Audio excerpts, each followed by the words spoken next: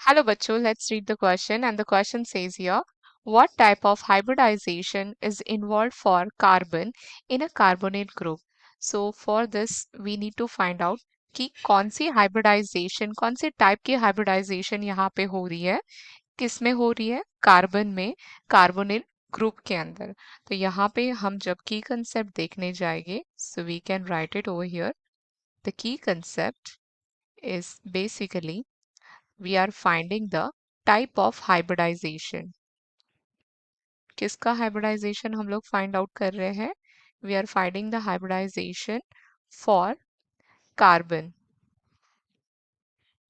So we can write it here that जब हम बात करते हैं कार्बोनिल ग्रुप की, तो कार्बोनिल ग्रुप में हम लोग ये लिख सकते हैं that R C, जनरली ये उसका जनरलाइज फॉर्म है R C double bond O R dash, or we can write it like this way also that R and R dash.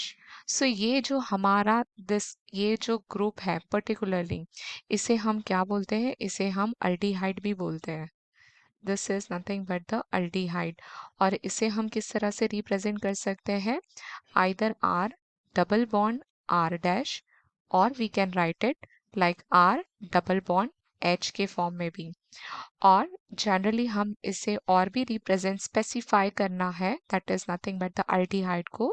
सो हम ये ऐसे लिख सकते हैं R dash CH3, and this will remain as it is. R only single bond is going to become with H. जब हमें hybridisation find out करना रहता है, तो हम कुछ इस तरह से लिख सकते हैं उसे. Basically we can write it if you want to find out the hybridization. So I can write it here. Hybridization is going to be written like this way.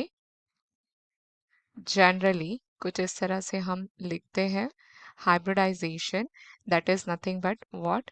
Number of pi bond and plus we can write it here lone pair. सो जब हम लोग यहाँ पे देखते हैं, एक example के तौर पे अल्डिहाइड का ही एग्जाम्पल ले लेते हैं. सो उसमें when we use to see it, it look like this way. H C double bond O CH3.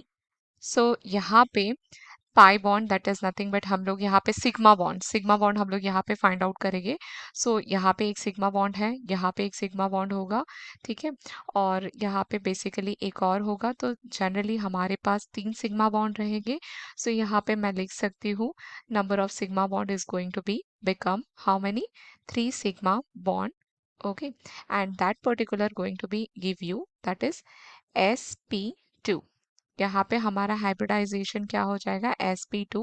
और उसी के हिसाब से जो हमारी ज्योमेट्री रहती है, दैट इज नथिंग बट वो क्या रहेगी? Trigonal planar. वो क्या बनेगी हमारी ज्योमेट्री? Trigonal planar. और हम इसे और भी स्पेसिफाई करना है तो किस तरह से लिख सकते हैं? There are total 1 double bond here. When we are going to see, there are total 1 double bond. We can see यहाँ पे एक डबल बॉन्ड है, और उसी को हम रिप्रेजेंट कर सकते हैं, that is a 1 pi bond plus 1 sigma bond is going to be included. 1 sigma bond, there are 2 sigma bond and 1 pi bond. उस तरह से यहाँ पे 3 bond यहाँ पे बन जाते हैं. तो that is nothing but यहाँ पे हमें जब आंसर देखना है कौन से टाइप का हाइब्रिडाइजेशन फॉर्म हो रहा है, so the our answer is sp2 hybridization. This is all about the solution. Thank you so much. Hope you understood it well. All the best.